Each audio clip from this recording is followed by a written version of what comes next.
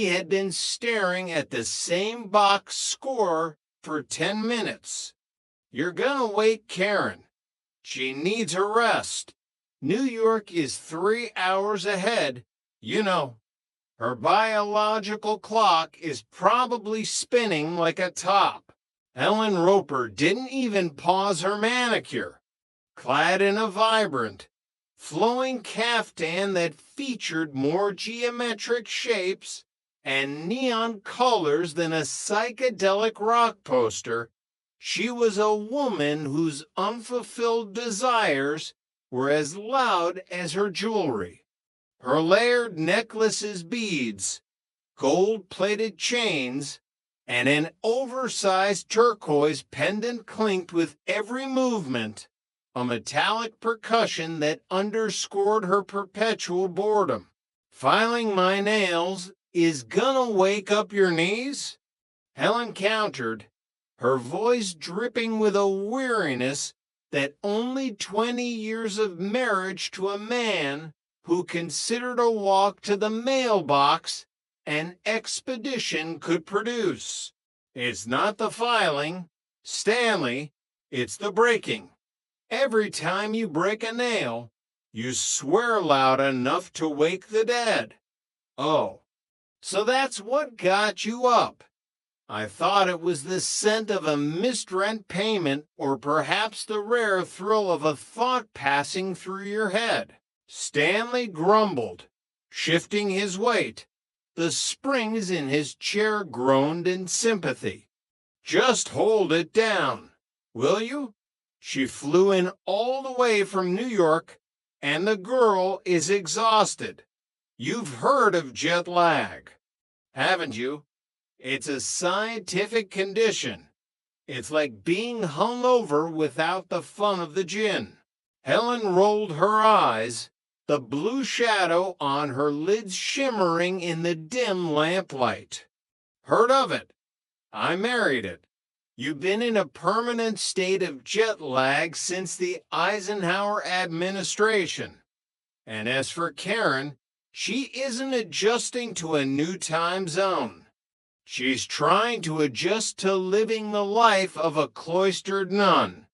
You never let her out of your sight. You're more like her jailer than her uncle.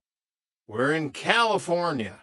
Stanley, people come here to be free, not to be locked in a room with a man who thinks the 1940s were just yesterday. Stanley bristled, his sense of duty swelling beneath his ribbed undershirt. He had promised his brother that he would be the iron gate protecting Karen from the freaks, weirdos, and perverts that he believed infested the streets of California like a plague of locusts. To Stanley, L.A. was a sprawling circus of moral decay, a place where people wore shirts unbuttoned to their navels and talked about finding themselves in hot tubs. He was the only thing standing between his knees and a life of utter ruin. That's ridiculous, Stanley countered, finally dropping the paper. The girl is having a magnificent time. Didn't I take her to Disneyland? Didn't I spend for hours at the museum looking at things that were older and crustier than I am? Didn't I walk her all the way to the end of the Santa Monica Pier until my bunions throbbed? I even spend every evening regaling her with my experiences in the war. Real history. Helen, tales of valor and canned rations. Helen stared at him, her expression flatter than a pancake. Stanley, I must have drifted off just hearing you list those things. The girl is young, vibrant, and trapped. She should be out dating, meeting people who don't remember the big band era. She should be dancing at a disco, not listening to you explain the mechanics of a Sherman tank. Dating. Stanley shuddered as if a cold draft had hit his neck. In this city, it's crawling with perverts. Men with mustaches and gold chains who probably don't even own a tie. No, she's safe right where I can see her. I wasn't talking about your friends, Stanley, Helen quipped, her eyes flashing with a rare spark of amusement. The conversation naturally drifted as it always did to the trio living directly above them in apartment 201. There was Jean Elwood, the sensible florist with the short, dark hair and the no-nonsense attitude that kept the household from spinning off its axis. Chrissy Snow, the bubbly, often bewildered secretary whose blonde ponytail seemed to have a life of its own, and Jack Tripper, the culinary student with the nimble fingers and the even nimbler tongue. Stanley had a very specific and entirely delusional understanding of Jack Tripper. To Stanley, Jack was harmless. He was one of the girls, a man who shared an apartment with two beautiful women only because his interests supposedly lay elsewhere. It was a delicate lie that Jack maintained with the skill of a high-wire artist, knowing that if Stanley ever suspected he was a red-blooded heterosexual, he'd be out on the street faster than a bad check. Why don't you let her meet the kids upstairs? Helen suggested, her tone turning uncharacteristically helpful. The Andrews sisters, Patty, Maxine, and what's his name? Tinkerbell. Stanley's eyes lit up. A smart idea had finally managed to pierce the fog of his skepticism. If Jack took Karen out, she'd be perfectly safe. In Stanley's estimation, a date with Jack Tripper was about as dangerous as a trip to the library with a golden retriever. Wait a minute, Stanley said, his brain gears turning with a visible effort.